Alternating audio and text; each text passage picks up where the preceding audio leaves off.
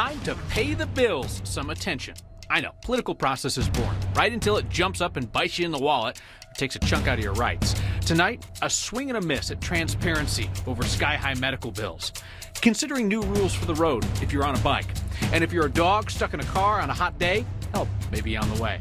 Plus, it's our annual argument over daylight saving time. Why do we do this every year? We'll get out of the Capitol for some fresh air. Down to Telluride, where one man's memory has made him a celebrity. Up I-70, with ways to beat ski traffic without your car. And in the city, where muralists reveal the real reason their work is targeted for vandalism, even if there is a law against that. Next. While we celebrate this warm stretch of February, there is no denying the danger from the increased chance of fires and the increased chance that small fires can turn into big ones. 5 departments were called to a fire along 285 near Turkey Creek today. Burned 6 acres. They're mopping it up now. A fire that looks like it just wanted to be seen burned along I-25 and Thornton Parkway during the rush hour today. Firefighters were on that one fast. They think it might have been caused by sparklers. And I assume those sparklers did not light themselves and toss themselves into the brush on a warm, windy day, so the true cause is probably better described as human stupidity. Fire burned next to Pena Boulevard earlier in the afternoon. That's a smaller one, out now, but not before it messed with the rail line that doesn't need any more trouble. 4-figure bills are not uncommon if you walk into one of the hottest trends in healthcare in our state. We've warned you about freestanding emergency rooms. Today, state legislators discussed that issue before summarily killing a proposal to control their costs. Our Chris Vanderveen explains the next battle in this fight. If freestanding ERs acted more like motels, we'd know, you'd know, we would all know, but they don't. And so people like Paul Wagner, 16,600 and some change, continue to find themselves in a state of shock. I won't go to one again. My family won't. Last year, right around the time we started our investigation, he sent me this bill for his wife's visit to a UC Health ER. After insurance kicked in, he was on the hook for nearly $3,000. The most aggravating portion of that bill, a $6,300 CAT scan, and this facility charge on this bill was $6,200. Today, he told his story to a Colorado Senate committee. It would be like taking your 4-person family to McDonald's, not knowing the cost, and then coming out with a bill for $1,300 for a meal. The committee was considering Senate Bill 64, a bill that would, among other things, require freestanding ERs to post their facility fees online. 3 years ago, the state had less than 10 freestanding ERs. Today, Colorado has 45. Many charge an arm and a leg for fixing an arm, a leg, or even ear. The typical price for covering an ear infection at an urgent care clinic is $100, whereas the price for that same service at a freestanding emergency room is $760. We were told before the hearing the bill would almost certainly die, and this afternoon it did, in part because it would have enacted a 2-year moratorium on additional freestanding ERs. But this is not the end. We're told a new bill to address problems with freestanding ERs is in the works. It won't go as far as to require this, but it could do more to help people avoid the kind of bills patients have now sent us by the dozens. For Next, this is Chris Vanderveen. The Colorado Hospital Association, along with the main lobbying group for the freestanding ER industry, opposed today's bill. Both said they're willing to work with the state to come up with solutions, and Chris says he plans to hold them to that on your behalf. If you ride a bike through our city, state legislators are not about to bend the rules for you, even though some think it would help increase safety. A bill that would have allowed cyclists to yield at stop signs and stop and go at traffic lights, it died in a House committee this week. Under the current law, cyclists are supposed to act like every other vehicle on the road. And if you ride a bike, you know that's not always a great idea for everyone's safety. Let's face it, you also don't see a lot of cyclists getting pulled over and ticketed for failing to stop at a stop sign, of course, unless they cause a crash. A bill before the legislature would legalize smashing and grabbing a pet out of a dangerously hot car, provided that Good Samaritan first tried to find the owner and contact law enforcement. A few million people watched one of our first ever commentaries on Next about the day that I wrestled with what to do about a dog seen in that situation. I had a few questions for Republican Lori Sain of Firestone, the representative who has bipartisan support for this bill. Why should the Colorado legislature get involved in this issue? I think it was your piece that really prompted a lot of this. It's fundamentally wrong to make sure we don't protect Good Samaritans who protect others.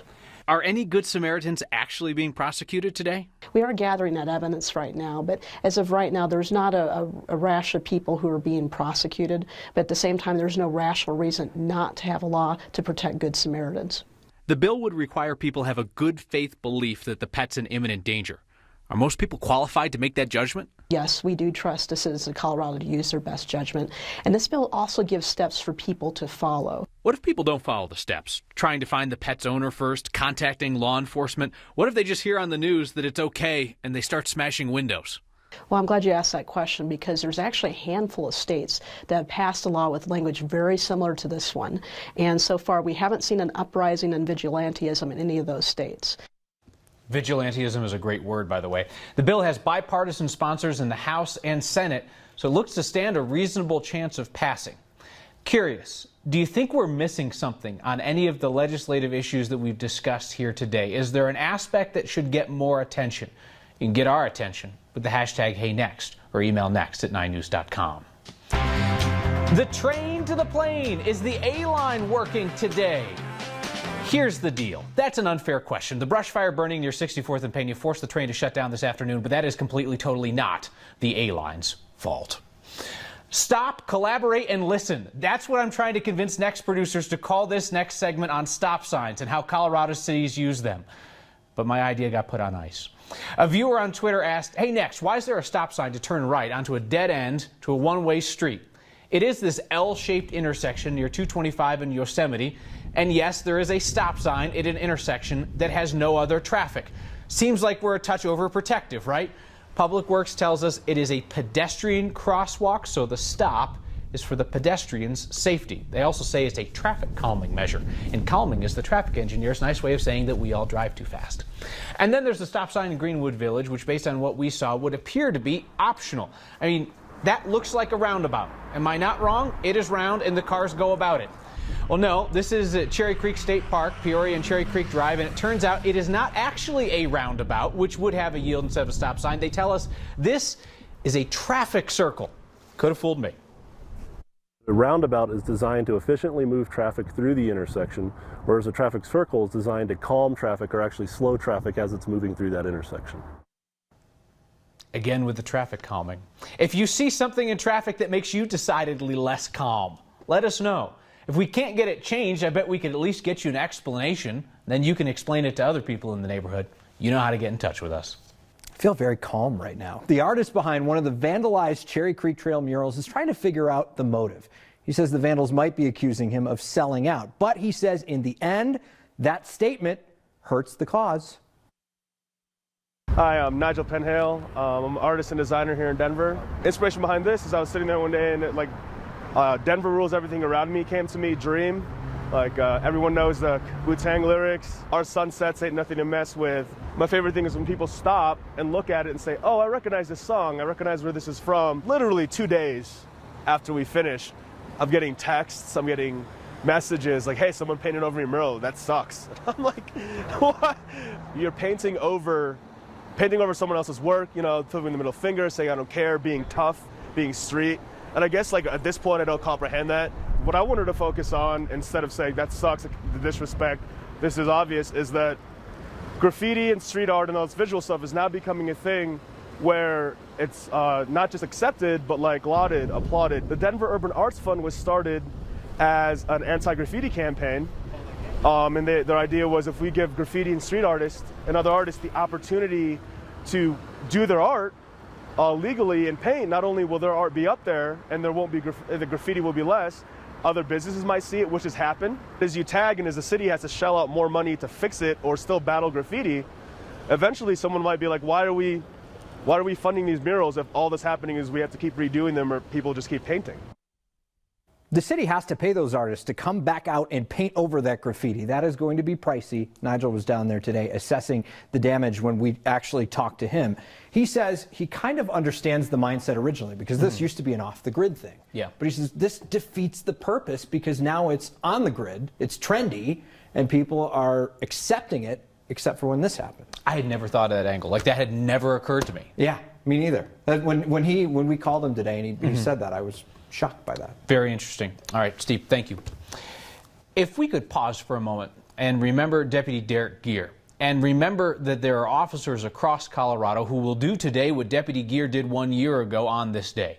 Just stop and talk to someone, ask some questions, and hope that the person they're talking to doesn't want them dead. Deputy Geer died after being shot while trying to take a teenager into custody a year ago. He did not set out to accomplish something exceptionally dangerous on that day, other than to do what we ask him and ask the rest of Colorado's law enforcement officers to do on that day, on this day, and what we'll ask of them tomorrow. Mesa County Deputy Derek Geer, killed in the line of duty a year ago at the age of 40.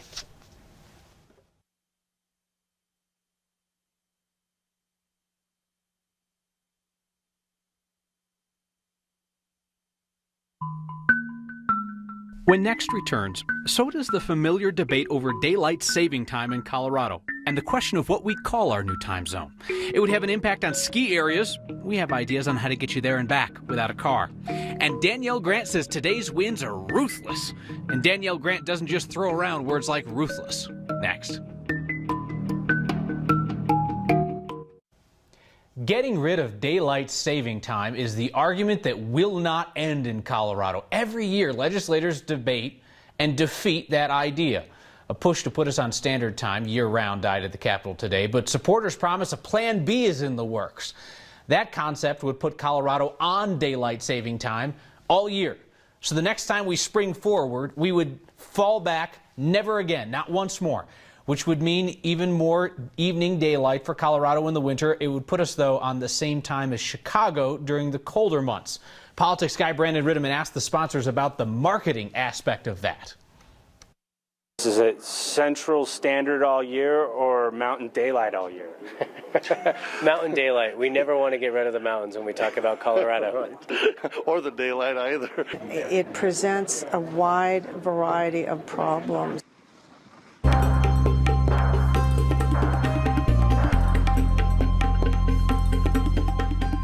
Ruthless?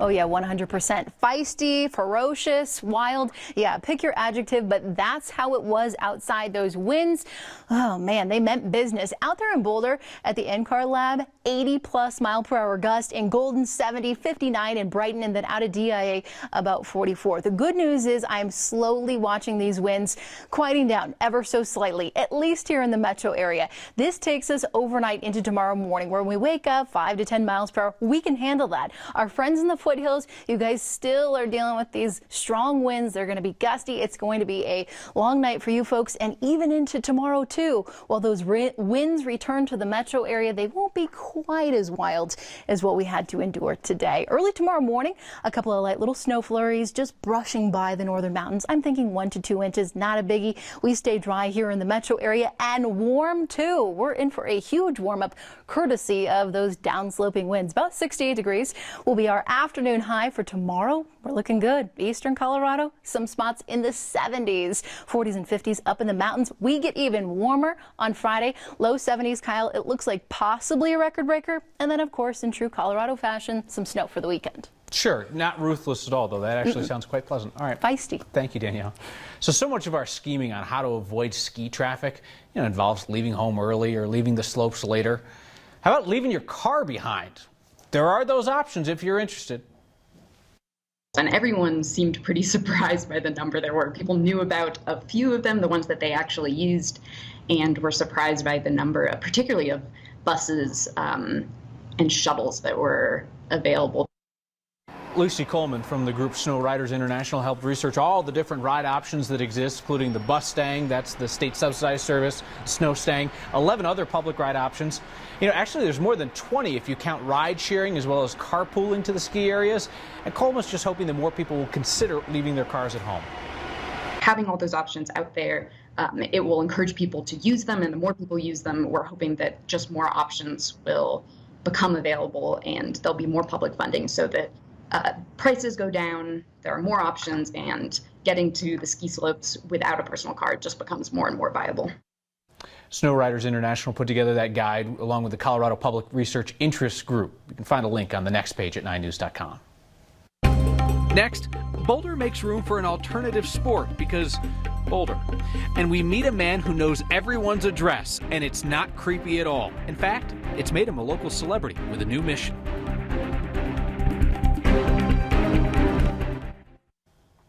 There's a new way in Boulder to become one with nature. Walking from tree to tree, slowly and carefully. Slacklining is now allowed in designated locations within Boulder's parks, at your own risk. Our photojournalist Brian Wendland explored the idea at his own risk, slowly and carefully. The new rules went into effect in January. Before then, doing this could get you a citation in Boulder. I do know of one in particular, and in fact, one of the members of our community team that's been working with us had received a citation, and in fact, that inspired this person to become involved and say, hey, how can we figure this out together? The old law banning people from attaching things to trees in public spaces is still on the books. Slacklining is just a new exception, and you can only do it in certain areas of certain Boulder parks. And so these trees are, it's basically their location within the park, and that's a safe location, but also the size, so that the trunk of the tree is large enough where it won't break. The new rules are the result of meetings Parks and Rec held with slackliners, and Boulder's city forester has been given discretion to add or remove trees from the approved list as they see fit. We observe how it's going, if there's any conflicts, and we can modify the trees that are selected or even add new ones if new ideas come forward. Wind kept slackliners out of most of the parks on the approved list today, but there were a few people practicing their skills at North Boulder Park. They didn't want to be interviewed, but they did say they were fans of the new rules. For Next, I'm Brian Wendland. The most Colorado thing we've seen today wasn't that. It's a guy named Jim Looney who has a crazy talent. I'll explain in a second. The name probably is not familiar unless you're watching from Telluride. What's up, Telluride? Jim Looney is a legend in that town. Postman Jim works at the post office. He's the man of the town, knows everyone, everyone knows him. In the ongoing debate of what makes you a local in Telluride, for some people, Jim is the answer. When he greeted me by my first name, that's when I knew, like, yes, I belong here. I'm here. Not only, does he say hello, he knows their P.O. box. He asks how their children are. I mean, he's just this amazing character. Jim is like is a character out of almost like a TV show. And Jim Looney's putting his celebrity to good use, trying to keep Telluride's local radio station on the air. He's going to be the guest DJ on KOTO Friday for a fundraising drive to help keep the station afloat.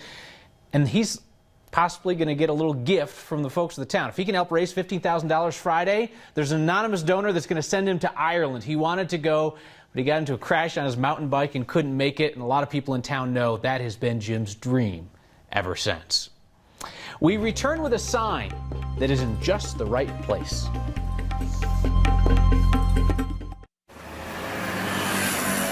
It's a sign, or perhaps it's more of a threat. Depends on how you feel about reading classic literature. Tom Reed snapped a photo of the sign posted outside the Park County Library in Bailey. No skateboarding, no bike riding, no rollerblading. Violators will be required to read War and Peace. That seems like a very harsh sentence. I don't know.